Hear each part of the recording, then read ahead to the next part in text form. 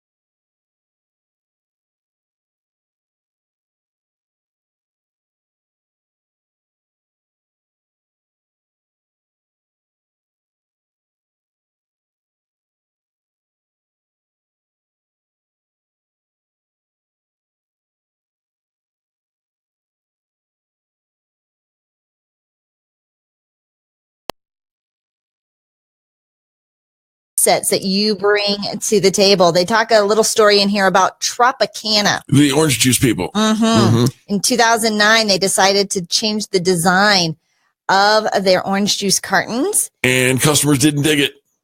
They felt like the brand and trust was compromised, and it only took a few weeks before they realized that this was going downhill pretty fast. Sales fell over 20% in just a couple of weeks. We saw Coke do that, with the new Coke. Every time Coke comes out with something new, they just take a beating. Yeah. We like our old stuff. We kind of do. And so recognize that. If you have a following and you're going to move their cheese, you're going to change anything, even if it's for the better, they freak out. Yes, they do. And so you have to give them a little time for some of that freak out. And now in the case of Tropicana, they decided to go they said, oops, we made a mistake and switch back. Yeah.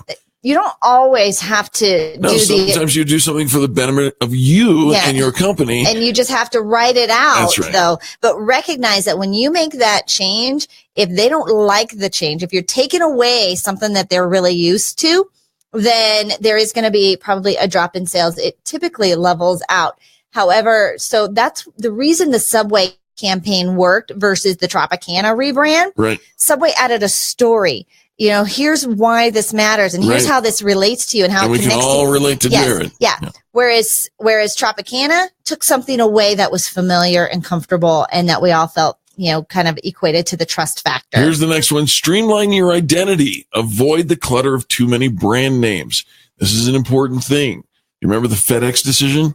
In 1994, there was a company called Federal Express. Do you remember them? Were they Federal Express? They were Federal Express. And you only know them now as FedEx. Yeah, right? They had too many names for too many services, and after a year of research, FedEx was born. Right. That's when they got their new logo with the little arrow. With the arrow between the E and the X. I know. That's really cool. It's considered one of the best logos ever. Right. And so, here was, we improved it. We took something that was complicated and made it simple and streamlined it. You bet. If it ain't simple, it's too confusing. And what do confused buyers do? Say no. Exactly. All right. The next must follow rule for rebranding your company is a Gap logo snafu. They say if it ain't broke, don't fix it. So don't overthink things and don't confuse your audience. Please don't confuse your audience. In 2010, Gap decided to change their logo.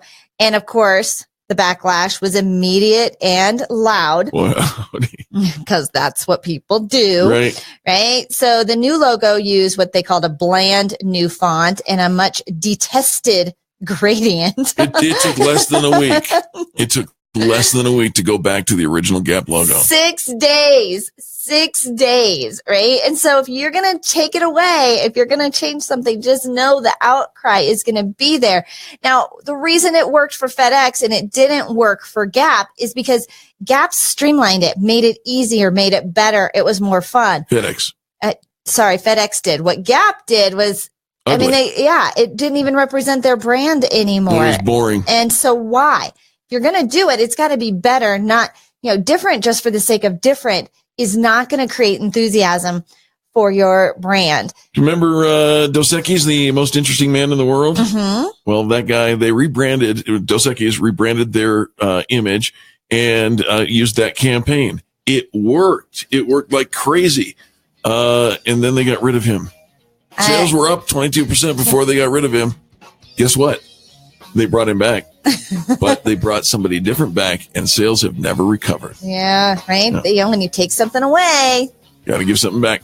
We'll be back right after the top of the hour news. You're listening to Angel and Eric, and this is the Experience Pros Radio Network, empowering you to build your brand. America's home for positive business talk. You're listening to the Experience Pros Radio Show. Contact them on the web at experiencepros.com.